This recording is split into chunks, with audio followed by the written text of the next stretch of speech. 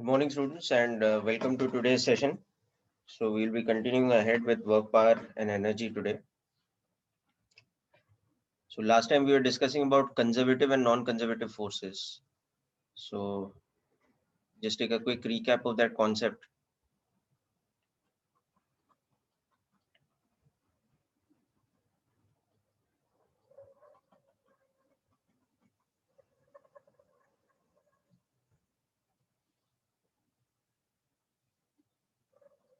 So we had seen that conservative forces,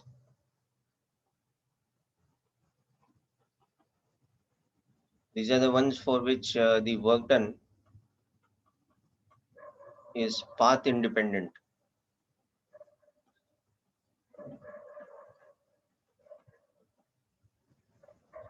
Okay, and work done in a round trip or closed path is zero.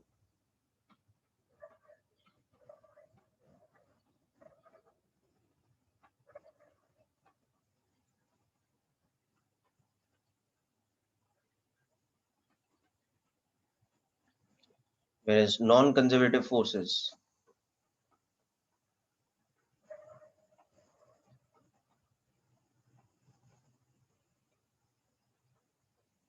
work done is path dependent.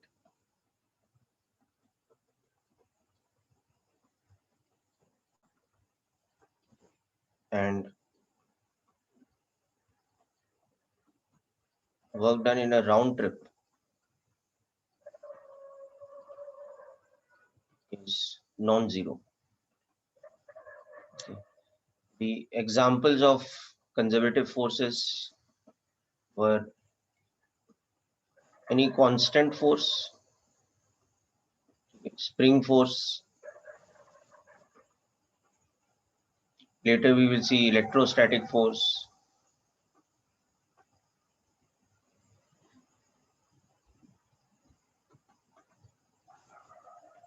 gravitational force, and so on and so forth. Whereas non-conservative forces, the example we saw as of now is the kinetic friction.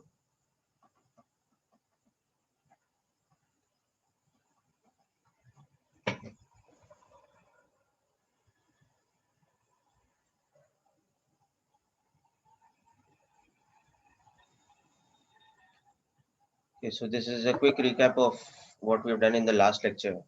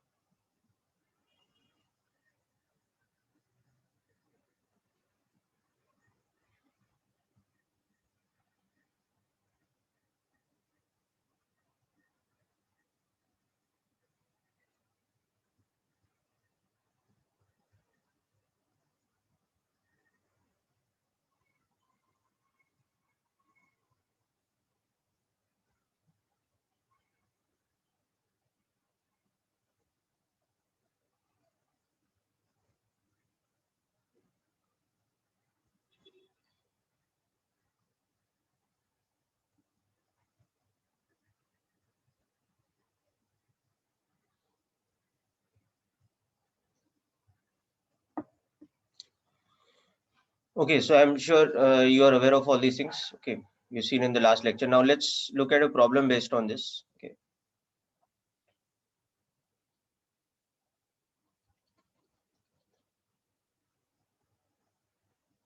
So we have a particle now in moving in two-dimensional plane. Okay.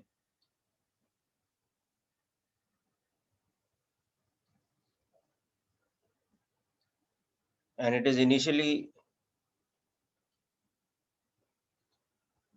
located. So let's say this is x in meters and this is y in meters. Now the particle is initially located at this point A, which is having coordinates, let's say 2, 1. And later we are pushing it from here to this point B, which is, let's say, having coordinates, whatever, let's say 6, 4. Okay. So a particle moves from A to B while a variable force given by F is equal to 2x I cap plus 4j cap acts on it, where xy, or it acts on it when at position x comma y, okay, where x is in meters, the force F is in newtons. Okay. So now what we have to do is we have to show that if the particle goes via this path first,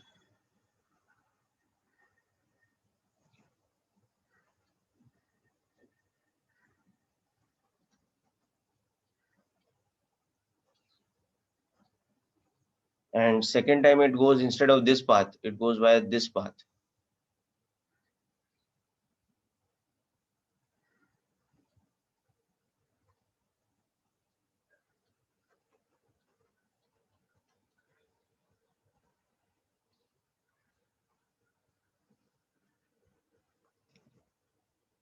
So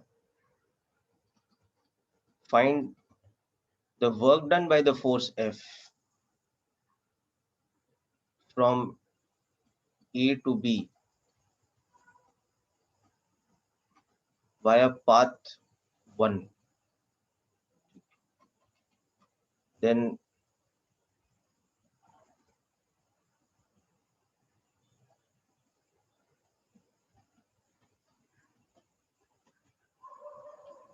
via path 2. Okay. And is the force F conservative or non-conservative? Find this out. Okay. So just try this out. It's a variable force. Okay. So you will have to calculate the work done.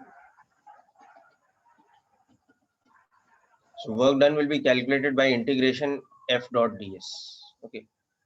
So for example, if you're moving along the x-axis, then ds will be dx I cap. If you're moving along the y-axis, ds will become dy j cap. So use these kind of concepts here to calculate the work done for each of the paths, path 1 and path 2 that is shown over here. So just try this question out, people.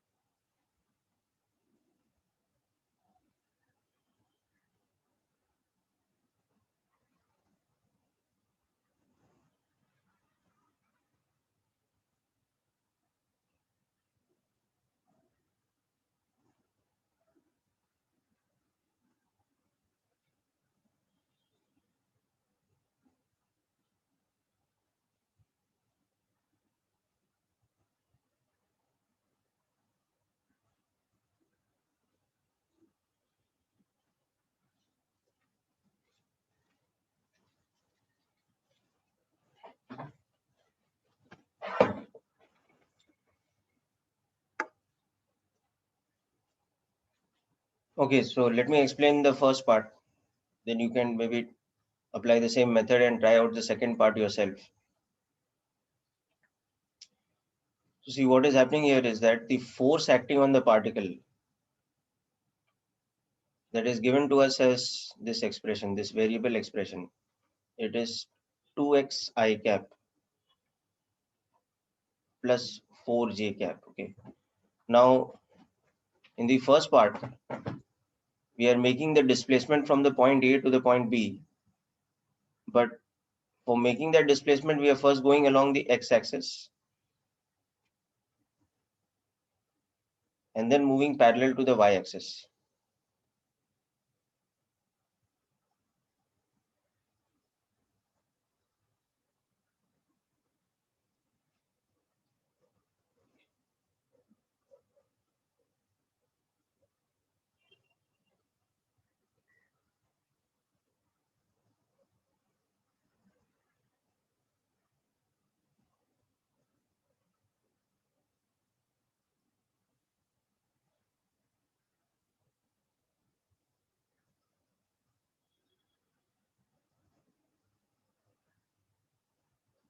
Like this, from the point A, which was 2 comma 1, to the point B, which 6 comma 4. Okay.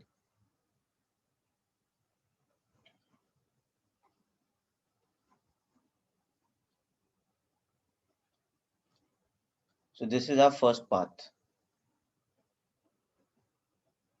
So let's take this point as the intermediate point C, which will have an x coordinate same as B, so 6, but the y coordinate same as 1, so that is 1. So this point should be 6 comma 1. So to calculate the work done in path 1,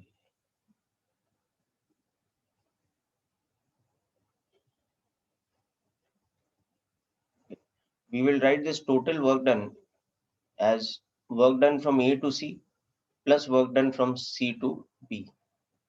So for work done from A to C, we have to integrate f dot ds from the point A to the point C. Now f we already have here. This is the expression of force we will substitute. But what about the ds and those things we have to understand.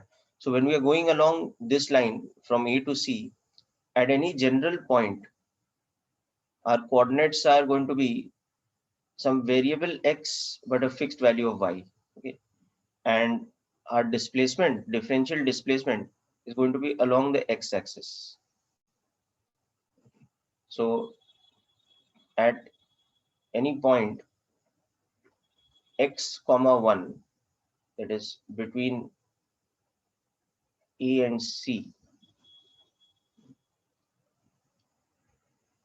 the differential displacement will be dx I cap because it's along the x-axis.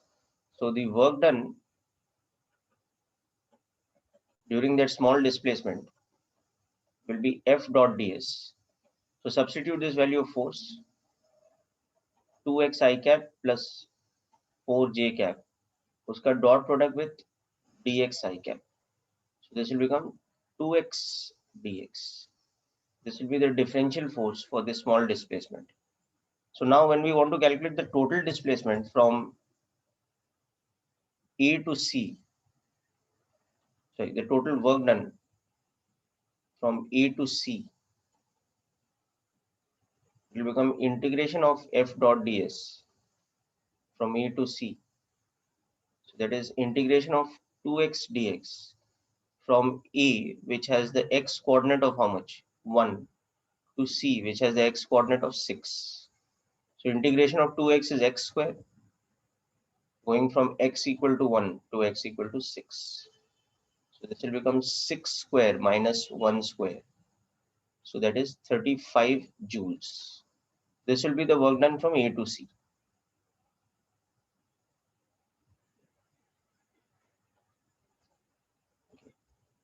So we have calculated this part now.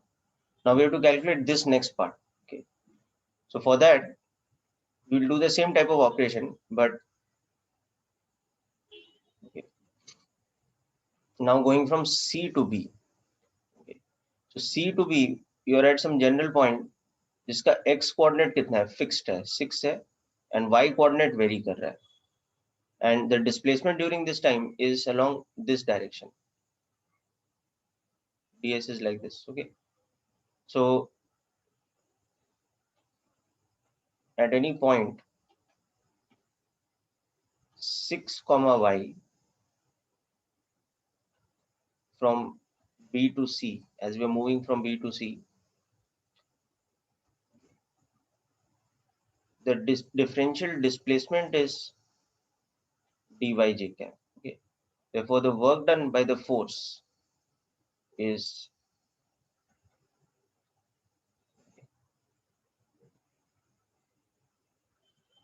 will become 12y cap plus 4j cap dot product with dyj cap, so that is 4 dy. ये 12 क्यों हो गया? Because the x coordinate is fixed now. X coordinate is fixed at 6. So now you see when you substitute this value of f over here,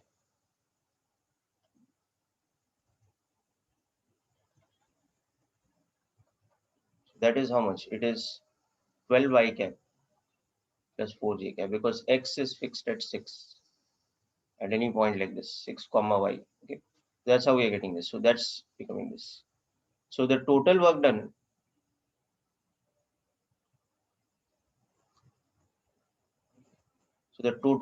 from b to c will become integration of f dot ds from b to c. So that will become integration of 4 dy from the point b where y coordinate is 1 to the point c where the y coordinate is 4. So it is 4y from y equal to 1 to y equal to 4.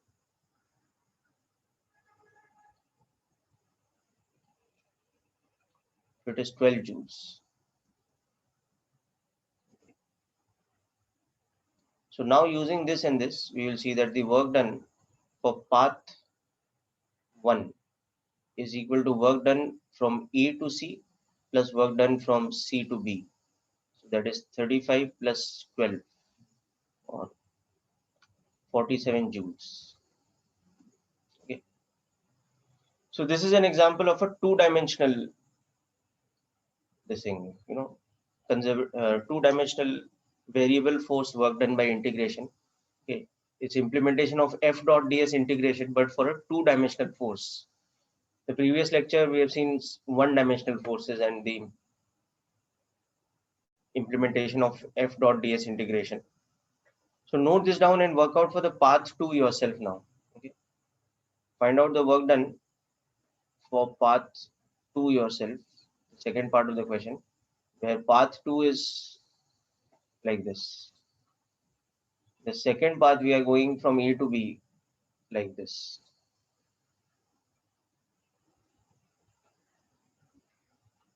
Same coordinates. But we are first moving parallel to the y-axis, then moving parallel to the x-axis. So use these same steps exactly, but in a different order now, because first you're going along dyj cap, and then you're going along dxi cap.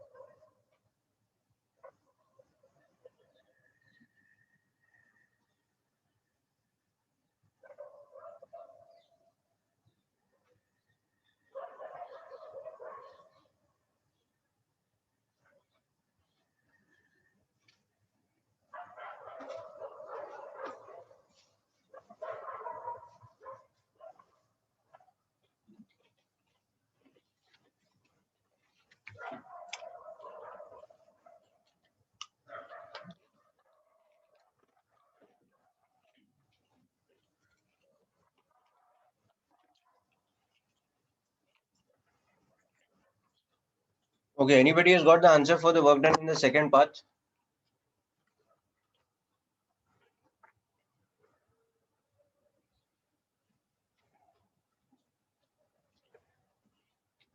Hitansh, it should come out to be the same. The total work done should come out to be the same in the second path also. Let me explain how that happens.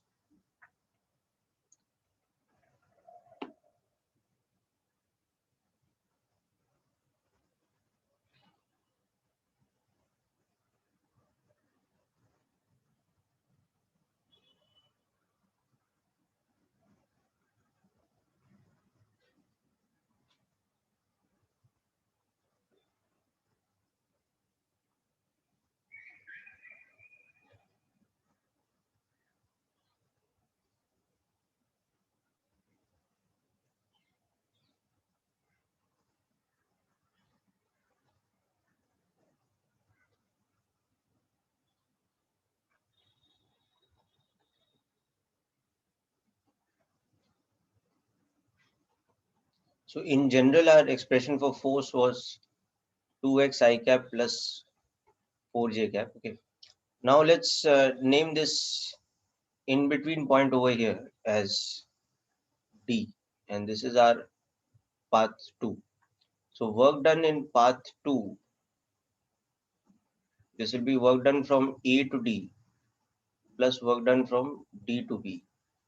So for work done from A to D, do this integration f dot ds.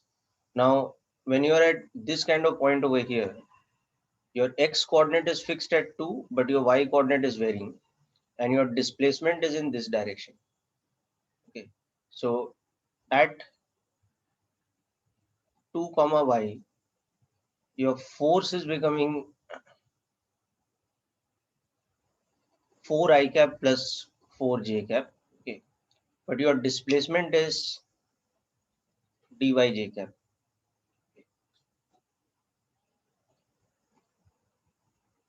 at that point. Okay.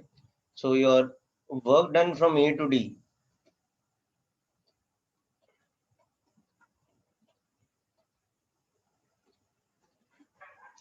that will become dot product of 4 I cap plus 4 j cap with dy j cap. So that is becoming 4 dy from y equal to 1 to y equal to 4. And that, as we already seen in the previous section, this value will give you 12 joules. This is the work done from A to D. Now, similarly, the work done from D to C.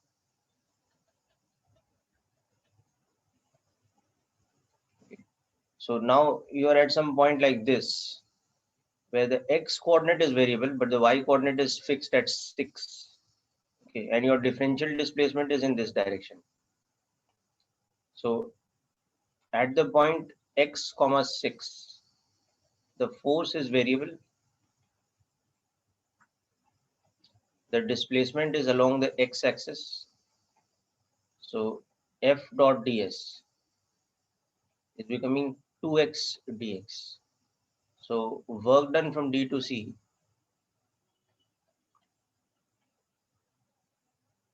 will become integration of 2x dx from x equal to 1 to x equal to uh, 6.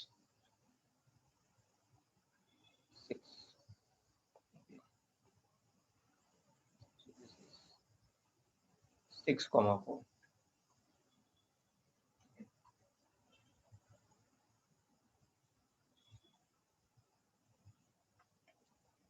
That's why the y coordinate is going from 1 to 4 and like this. Okay. So this will again give you,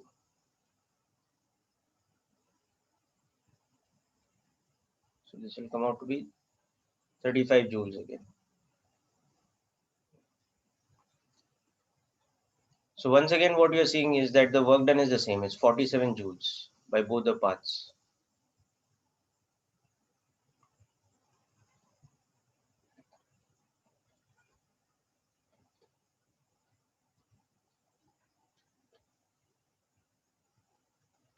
Yeah, thanks for pointing that out, Gazenfar. So anyway, hope you have got the same answer, that the total work done in the path 2 is also the same. And next step we'll be able to show that it's not just path 1 and path 2, but any arbitrary path that we select between A and B, the work done will be the same, because the force is in fact conservative.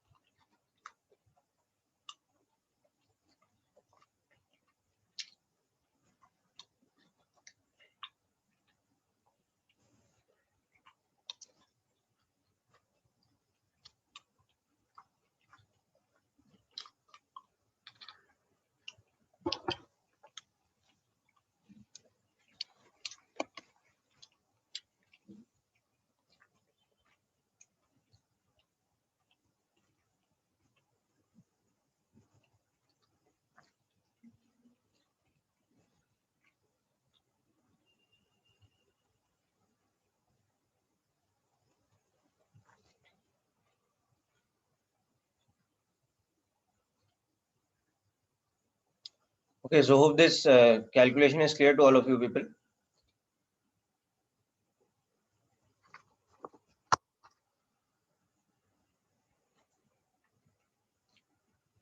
Okay, now let's move on to the next part of the question. So we have to show that the force is conservative, or show whether it is conservative or not. So for that, what we'll do is now we'll take a general path and we'll try to figure out if the work done is path independent or not. We just try to take any random path between A and B and try to figure out an expression from which we can confirm whether the work done is path independent or not.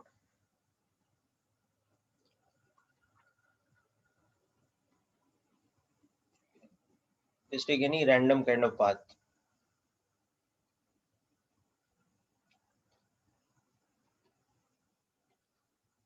So if we take any random path at any random point x comma y, the displacement will have at any point x comma y, the force is given by 2x I cap plus 4j cap, and the displacement is given by dx I cap plus dy j cap. So therefore, work done from A to B is integration of f dot ds from the point A to the point B. So when you do the dot product here, na, f dot ds kitna aega? F dot ds will be product of x components 2x dx plus product of y components, that is 4 dy. So this is integration of 2x dx plus 4 dy from the point A, which has the coordinates 2 comma 1, to the point B, which has the coordinates 6 comma 4. So on not only that, we can just take work done in general is f dot ds from initial to final position. So here we can see it is 2x dx plus 4 dy from whatever initial coordinates to whatever final coordinates. General, we can say like this. Okay. So this becomes x squared plus 4y from 2 comma 1 to 6 comma 4. So when you substitute now, every time you will see this will be 36 square plus 16. Sorry, 36 plus 16.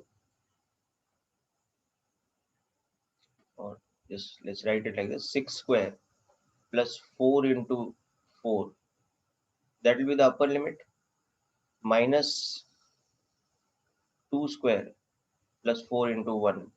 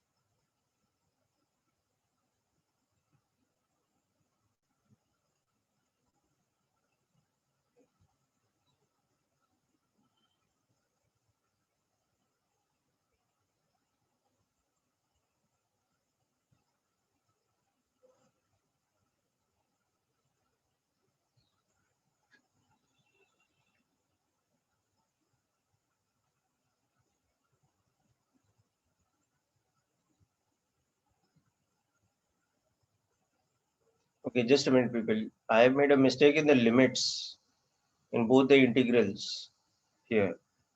Just make a correction here. This is going from x equal to 2 to x equal to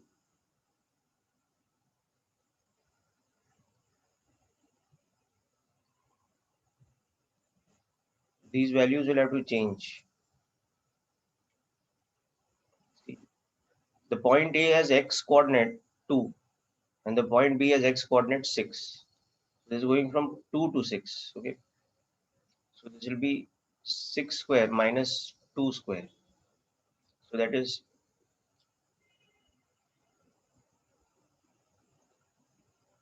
36 minus 4 or 32 joules. Okay, so this should be 32 plus 12 or 44 joules. Please make this correction. There is a similar correction in the second part also. The limits are x equal to 2 to x equal to 6, not x equal to 1 to x equal to 6.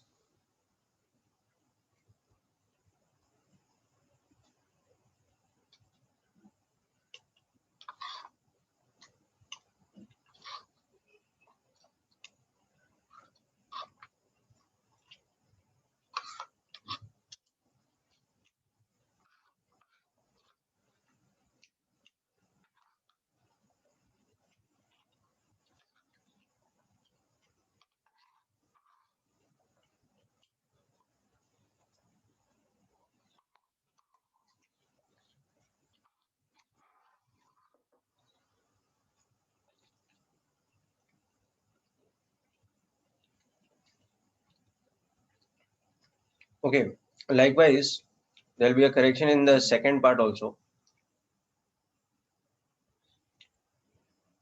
Both the places actually I have taken the limits wrong. Here, see, it should go from 2 to 6.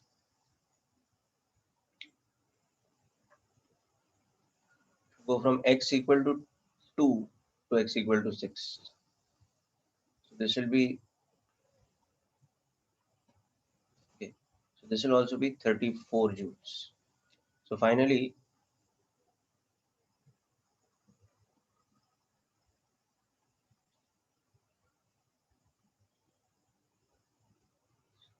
32 joules.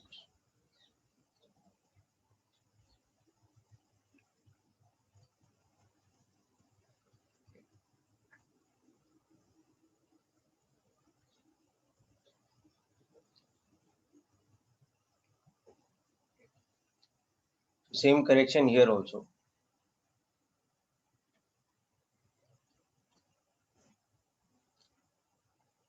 So now let's come back to this.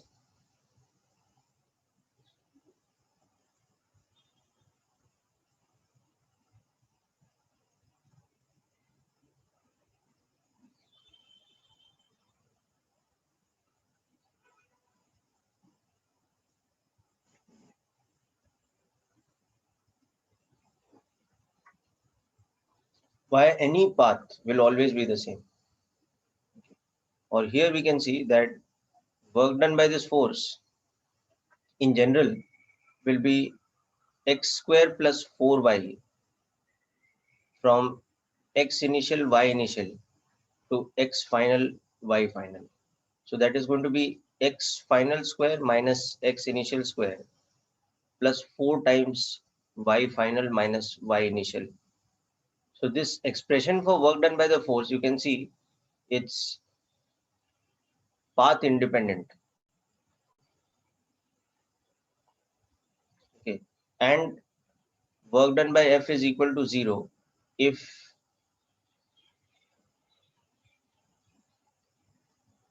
the final coordinates are equal to the initial coordinates. That is, we have a round trip. So the work done in a round trip is 0. Okay, and the work done is path independent. So that is showing us that the force F is conservative. So that is the conclusion of the last part. Whatever path we take from whatever initial to final position, the work done will always be independent of the path. It will only depend on the initial coordinates and the final coordinates. So therefore, it is path independent.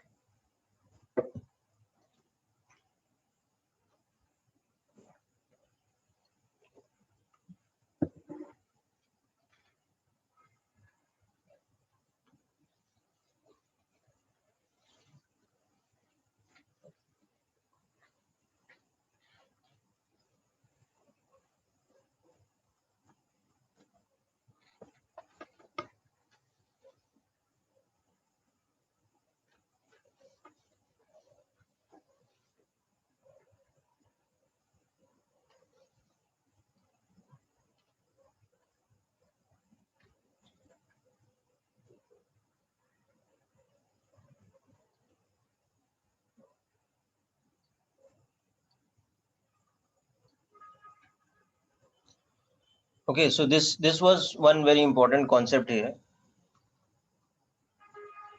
Okay, now next up we will look at from the concept of conservative forces, we will move on to the very important concept of potential energy. Earlier we have seen kinetic energy. Now we will look at the concept of potential energy of a system.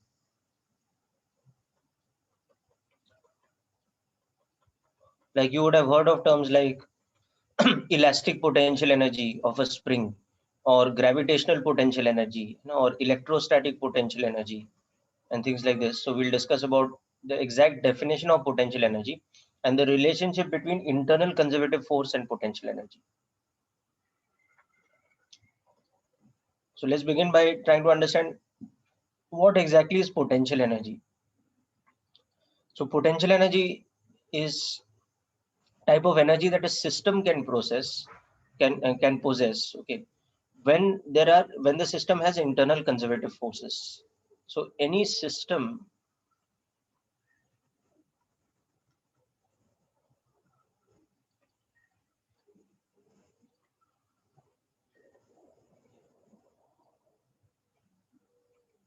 which has internal conservative forces, force or forces, you can have multiple forces also. Okay, possesses potential energy.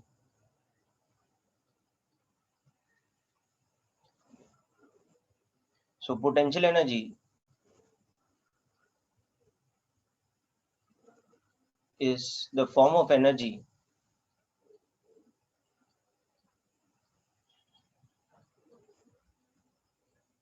associated with the state of the system, the state or configuration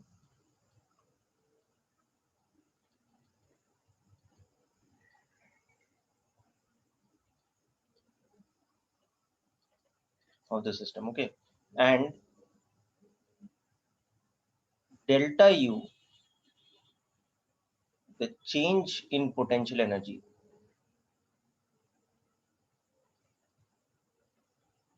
okay, equals to the work done, okay, against the internal conservative forces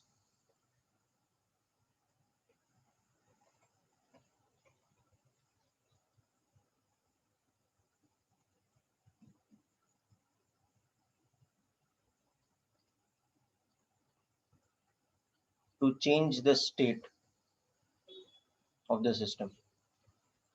So if any system has internal conservative forces, that means to change the state of the system, work has to be done against the internal conservative forces. And that work done is equal to the change in potential energy. So first of all, what possesses potential energy? Any system which has internal conservative forces. For example, a spring. A spring has an internal force as the spring force, which we have seen is conservative. Or a system of charged particles has internal force between them, which is the Coulombic force of attraction or repulsion. And later we will see that electrostatic force or Coulombic forces are conservative.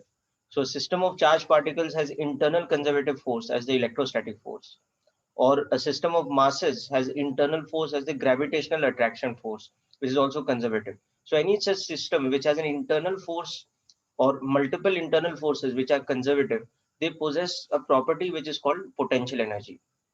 Okay, and how is that potential energy calculated? If we change the state of the system from initial state to final state, we have to do work against the internal conservative force, and that work done is nothing but the change in potential energy. So just write down this definition, then we'll start understanding the math equations for these.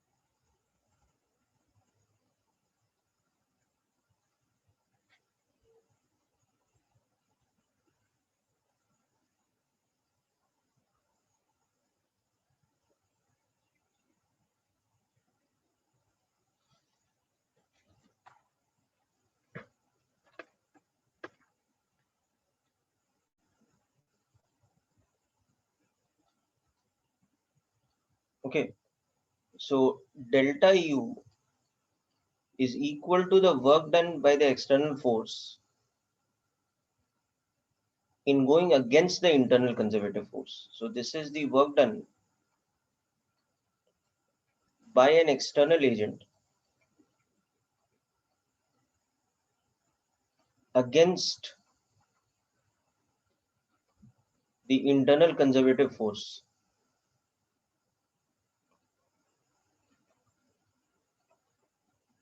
Okay, while changing the configuration or the state of the system.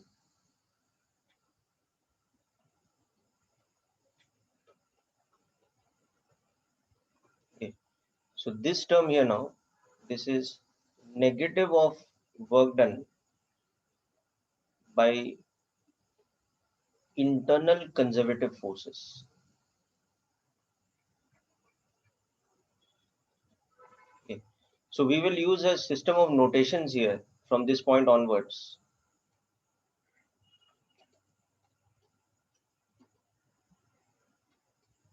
This is for external force, and this will be work done by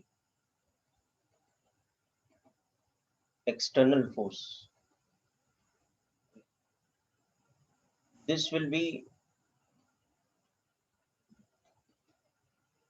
internal conservative force, and this symbol is work done by internal conservative force.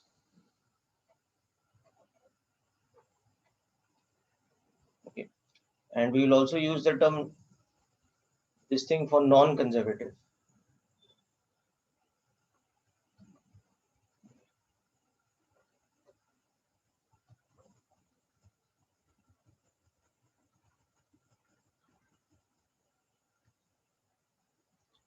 So we'll use a system of notation like this.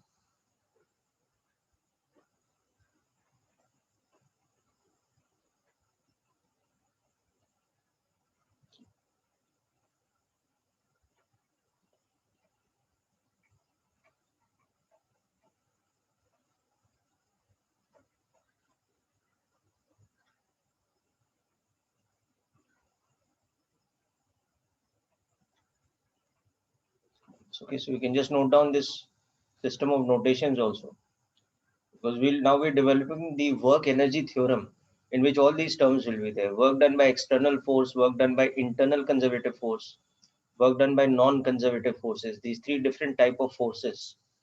So we'll classify the forces in our particular physics situation or in our particular mechanical problem into three categories: forces applied by external agent, which we'll call external force; forces which are by non-conservative agents like kinetic friction; and the internal conservative forces within the system. So anyhow, to begin with, the relationship between potential energy and work done by external force or work done by internal non-conservative force, that is this relation. So this is the mathematical definition of potential energy, that when we are changing the state of a system, the change in potential energy equals to the work done by the external agent against the internal conservative force. So automatically, because it's against the internal conservative force, it becomes negative of the work done by internal conservative force. Delta U is equal to negative of the work done by the internal conservative force. Because the external agent is doing work against the internal conservative force. So W external in this case is negative of the work done by the internal conservative force. This is the work done against the internal conservative force.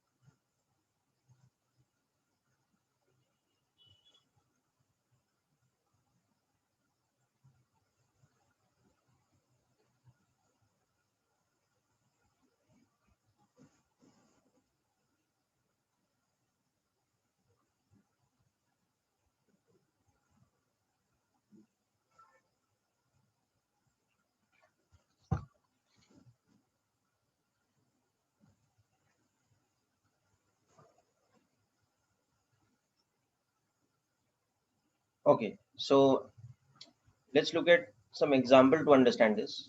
For example, if we have a spring, an ideal spring which is of length, natural length L. Now, in order to change the configuration of the spring, just a moment, people, I will be right back.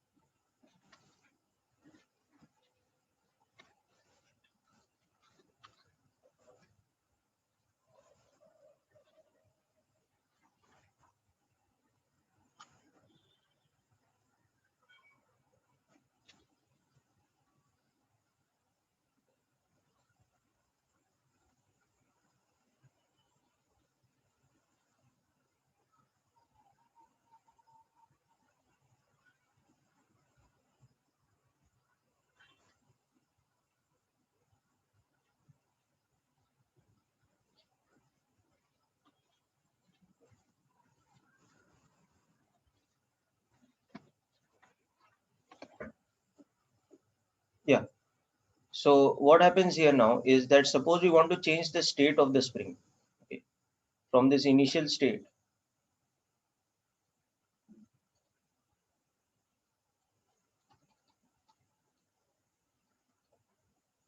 So an external agent has to apply force like this, and the internal force of the spring will be like this. So if we are changing the state very slowly, so this velocity of this point is almost tending to zero. So to change the state of the spring, okay, you can see that the work done by the external force will be negative of the work done by the spring force. F external is doing positive work. So basically that will happen because the external force is exactly equal to negative of the spring force. This is the spring force, which is the internal conservative force here.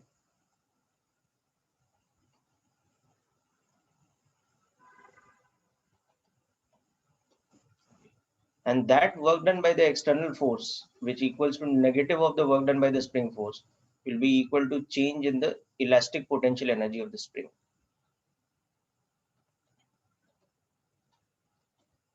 The spring's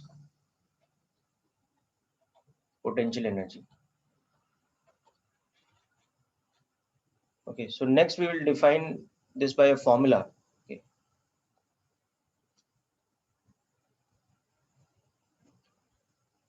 So now, since we know that what is the magnitude of the spring force at this point of time, it is kx.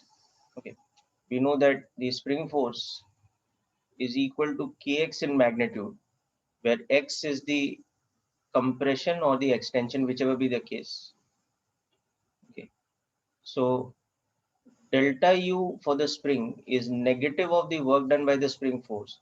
So it is negative of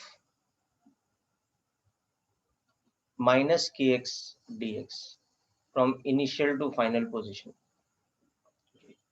Work done by spring कैसे निकालते थे? Just recall, it is spring force dot ds. Now anytime a spring is either compressing or extending,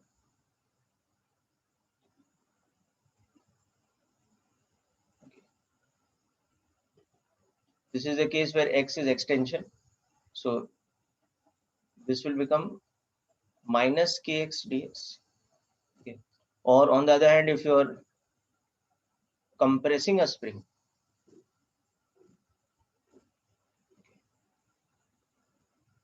so if you're compressing a spring, that time what is happening? This is L minus x. So the spring force is outwards, whereas the displacement is like this. So the spring force is kx outwards. So here x is compression, whereas in the above case, x was extension. So whether you are looking at a spring in extension or you're looking at a spring in compression, the work done by the spring force, it is always equal to integration of minus kx dx, because spring force and displacement, they act in the opposite direction. So now this is negative of work done by spring force. It is minus of minus kx dx. So this becomes integration of kx dx from initial position to final position. So this gives us a formula for change in potential energy of the spring. And that formula is that delta U for the spring is equal to half K into x final square minus x initial square. Because this is K into x square by 2 integrated from initial x to final x. So this becomes the formula for delta U for any operation of the spring. The spring is changing its state from some initial x, that is xi, to some final x, that is xf, then this will be the formula for the change in potential energy. So this is what we call the elastic potential energy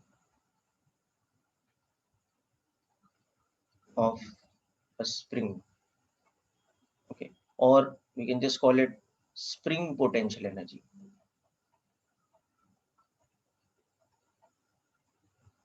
Just make a note of this.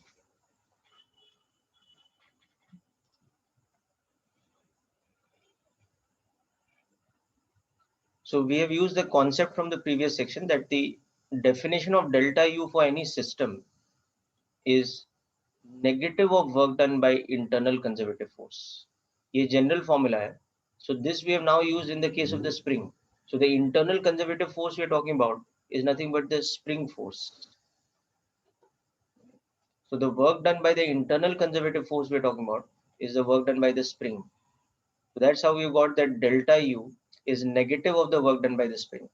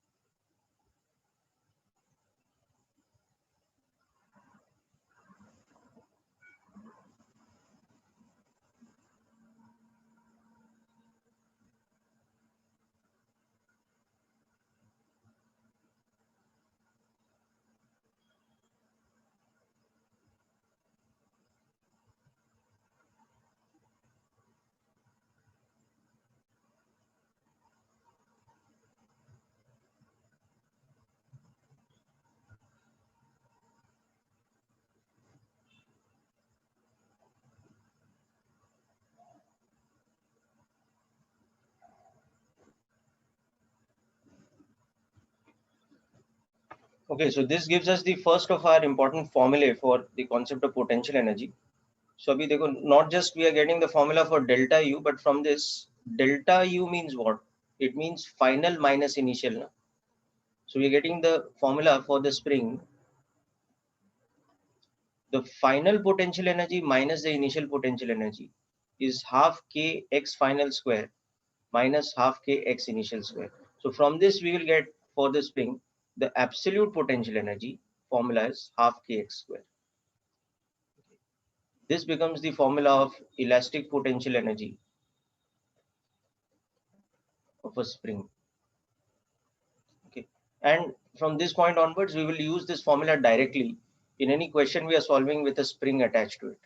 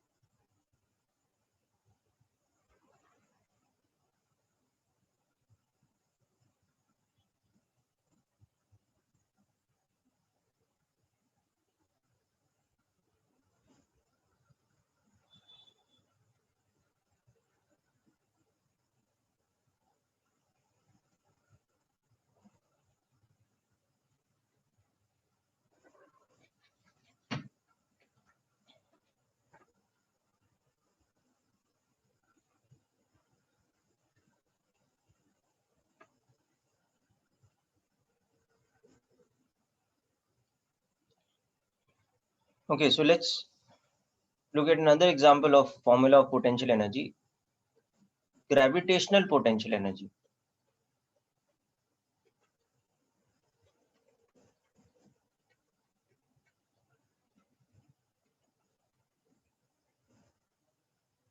Okay, so suppose we have a situation where we have some random kind of slope like this, and a particle or a block or whatever initially at the position A, it is being acted on by some external force such that it's changing its position from this position to this position B after some time. So A to B, it is making a displacement, which I will now show by this vector. This displacement vector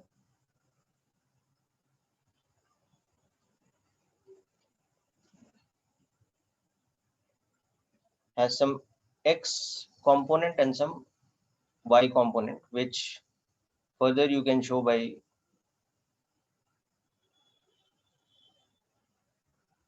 ds. This is the vertical component, this is the horizontal component. So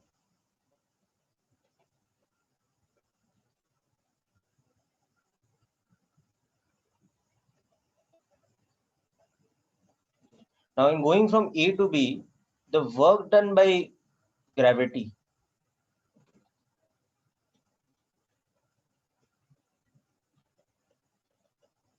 that will be what? mg dot s. Okay, so wherever the body is while it's going up, the gravitational force on it is always constant. It's mg downwards. So this is work done by constant force, F dot S, that formula we're using. So gravitational force as a vector quantity will be how much? It will be minus mg j cap. Its direction is downwards and its magnitude is mg. Okay.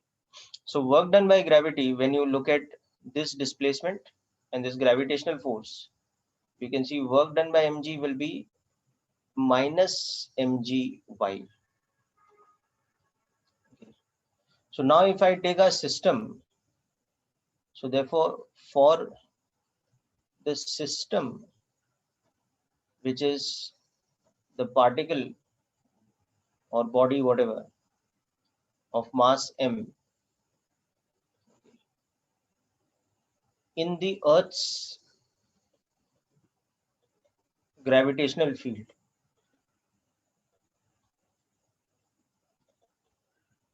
So for that system, what is happening is that mg is the internal conservative force.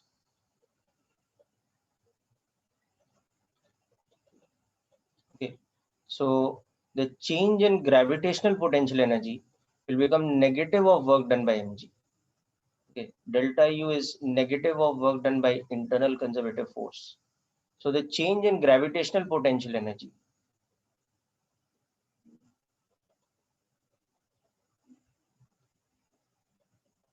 for our system will become this. So now this is the work done by mg. So the formula for change in gravitational potential energy will become what now? It will become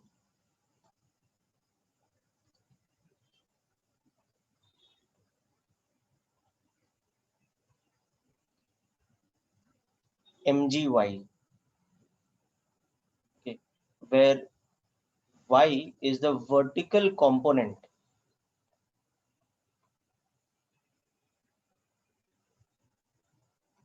of the displacement. Whatever is the vertical component of the displacement, mg into that becomes the formula for the change in gravitational potential energy. So this is our second important formula for potential energy. Okay, the first one was spring potential energy. It is given by half kx square. So change in spring potential energy at any point of time is half k final x square minus initial x square.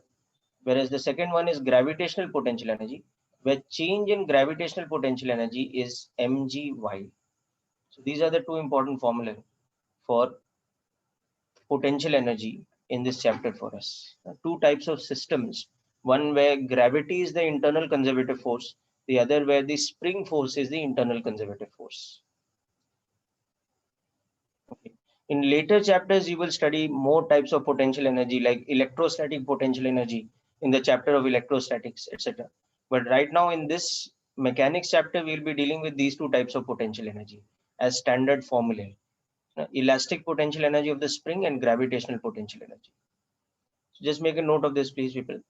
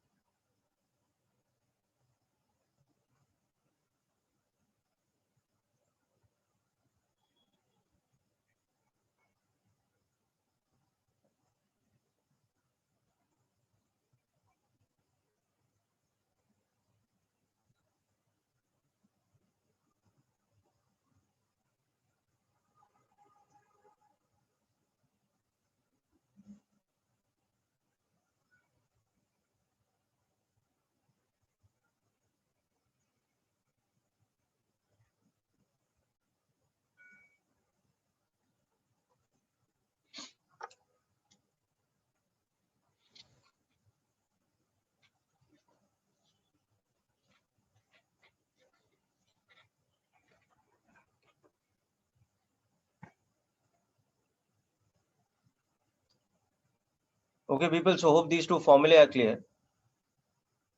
Now the next thing we will look at is the theorem which utilizes the potential energy concept, which is called the work energy theorem.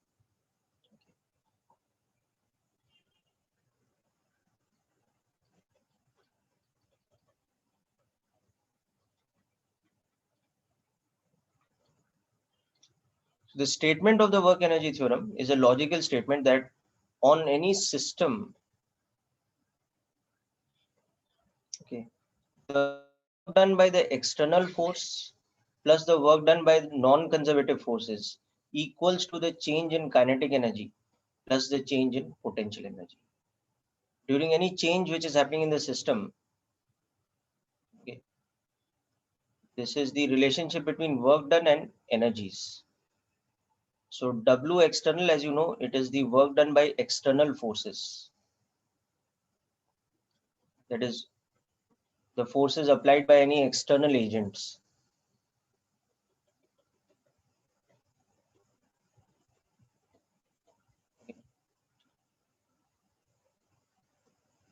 This is the work done by any non-conservative forces, like kinetic friction.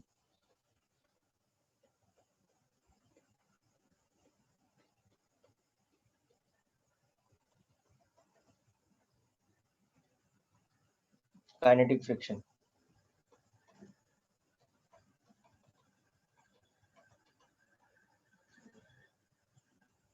This is the change in kinetic energy, as you know.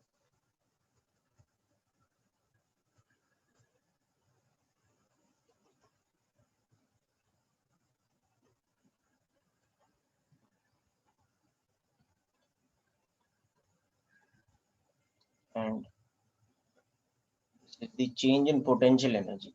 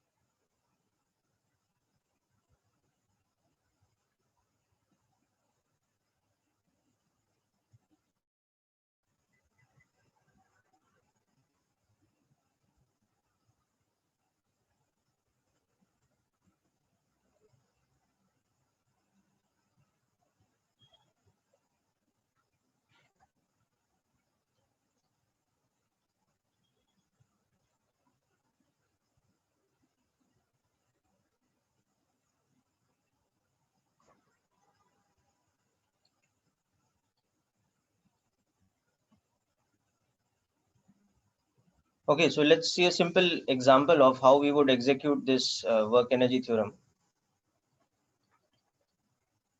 So suppose we have this kind of system which we have been seeing along, that on a rough surface we placed a block, okay, and this block is also attached to an ideal spring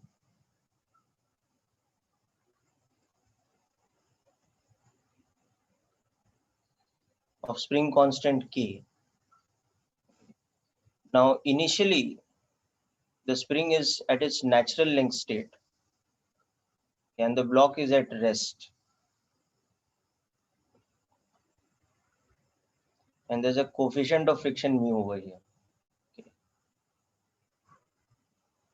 Now what happens is that